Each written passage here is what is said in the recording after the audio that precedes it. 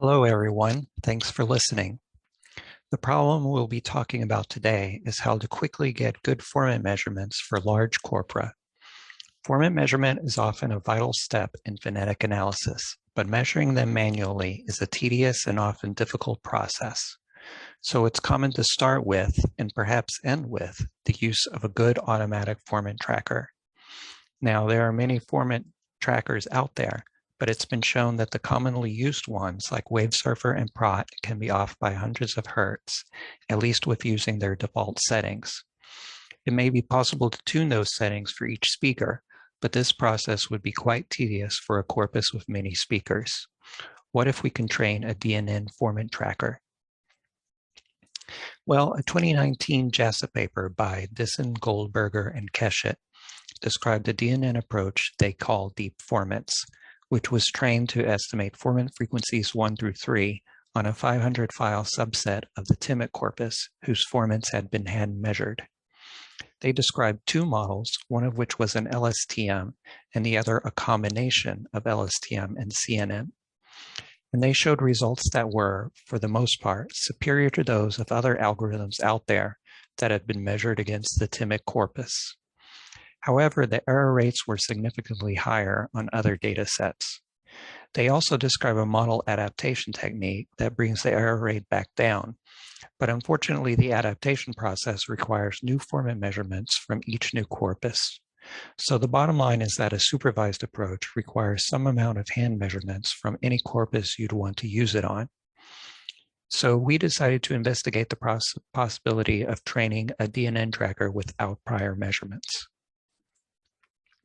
The approach we've come up with is called FormantNet, and it works as follows. The input to our model is a spectral envelope calculated from a window of speech collected every 5 milliseconds. Then we define the model to predict not only the formant frequencies, but also their bandwidths and amplitudes, and not only for F1 through 3, but for all of the formants in the input frequency range. So the output can be considered a complete model of the entire vocal tract signal. We then use those formant parameters to calculate a predicted spectral envelope, and that new envelope is compared against the original envelope to calculate the loss, which can be used to correct the model weights. So we get around the need for hand measurements. So here's the side-by-side comparison of the supervised and FormantNet approaches. On the left, we see the supervised approach, which compares the output formant predictions with the hand-measured formant features to compute the loss. Whereas with FormantNet on the right, the formant parameters produced by the model are used to calculate a new spectrum, which is compared to the input spectrum to compute the loss. This technique is in some ways comparable to autoencoders, another method in which model input and output differences are minimized to generate intermediate features. But in an autoencoder, both the encoding and decoding steps consist of trainable neural networks, so the content of the bottleneck features is unconstrained in such a way that you need to discover post hoc how to interpret them. Whereas in our system, the decoding step that converts the formant features to a spectrum is a fixed algorithm. So the features are immediately interpretable as frequencies, bandwidths, and amplitudes.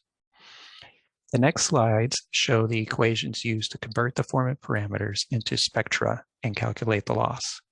Spectrum energy levels for a single formant are calculated from the predicted formant parameters with equation 1, derived from Font 1970.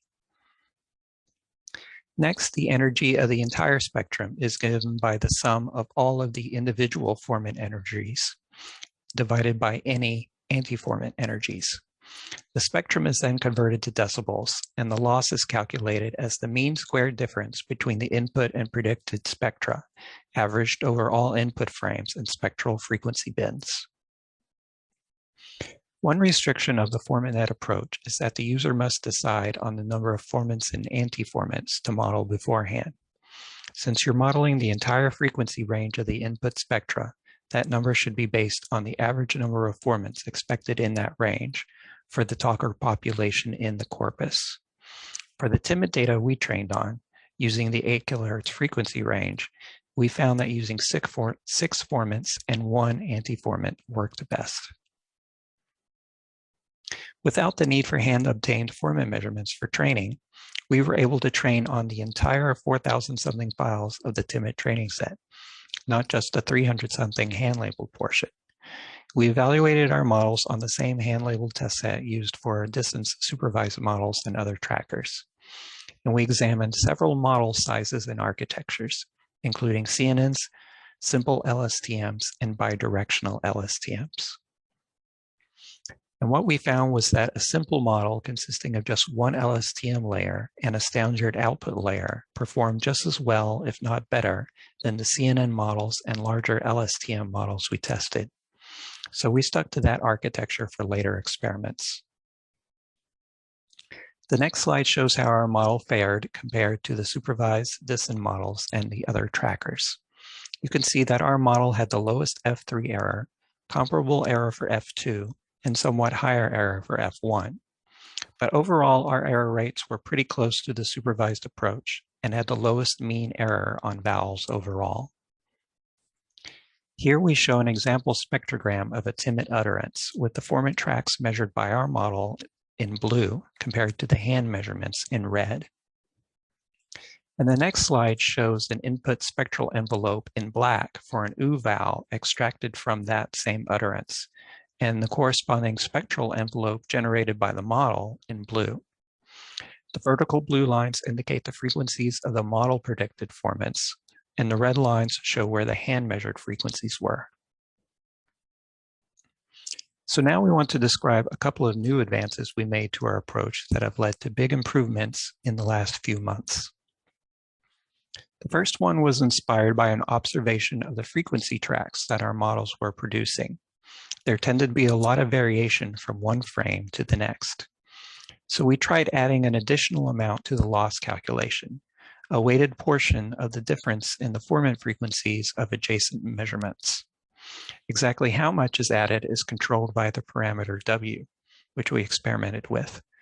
The best value tended to vary, but values between 5 and 15% produced the lowest errors. The second advance was inspired by our model's relatively poor performance on F1. In our experiments up to this point, we had been using iterative adaptive inverse filtering to generate our input spectra. It's an algorithm designed to separate the source function from the vocal tract signal. It's not perfect, and we thought that it may be interfering with the measurement of F1. So we considered two alternatives. The first is just using preemphasis as a simple way of removing the source function. And the second is to not attempt to remove the source function at all. So this table summarizes the cumulative effect of the two innovations. Each produced some improvements by itself, but there was an increased effect when used together. At the bottom, we've listed each source model approach with the best delta frequency weight for it, which was a bit different for each one. Generally, we found that using preemphasis was best overall, including consonants, but using no source model was better for vowels. In particular, you can see that the F1 error for vowels has dropped a lot, from 64 Hz all the way down to 51. Now we present results that compare the performance of our models, both before and after the recent improvements, with the Dissen et al. Deep Formant models, as well as the results that have been published for other trackers on the hand-labeled portion of the TIMIT dataset. This table illustrates mean absolute error in Hertz per phonetic class. The results for the two Dissen models, as well as 3 other systems, are taken from the Dissen et al. Paper. And here we've appended the results for our original FormantNet model. As we saw before, the FormantNet model performs best on F3 vowels and semivowels, and is comparable for F1 and F2 as well. For consonants, both the FormantNet and Dissen models lag behind the Microsoft algorithm.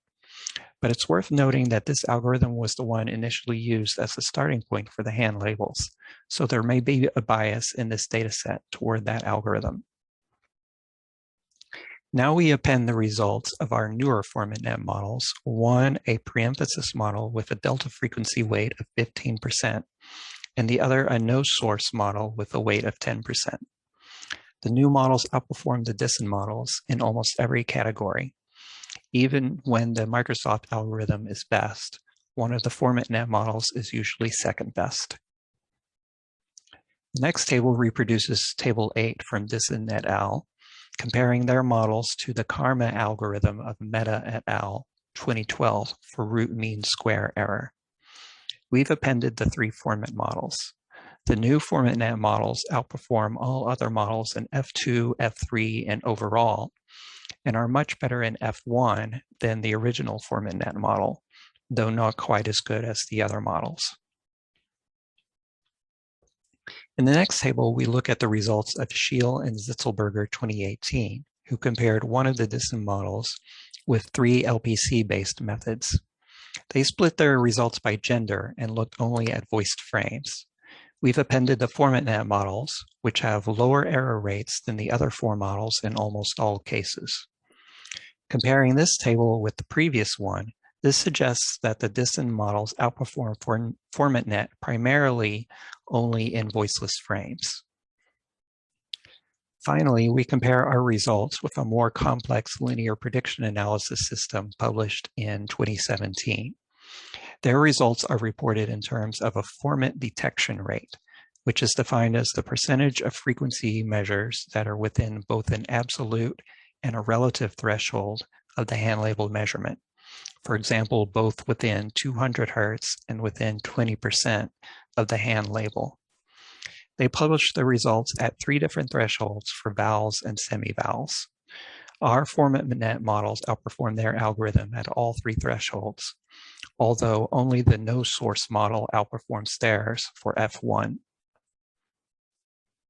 So in conclusion, we find that our approach can be used to train a tracker on a reasonably large corpus without the need for any hand measurements, and you can get lower errors than other methods. We've already made the code available on GitHub, and we reiterate that the model can produce not only the first 3 formant frequencies, but also the higher ones, plus the bandwidths and amplitudes of all those formants as well. We're now investigating how to use the model output for improved formant speech synthesis. Thank you for listening.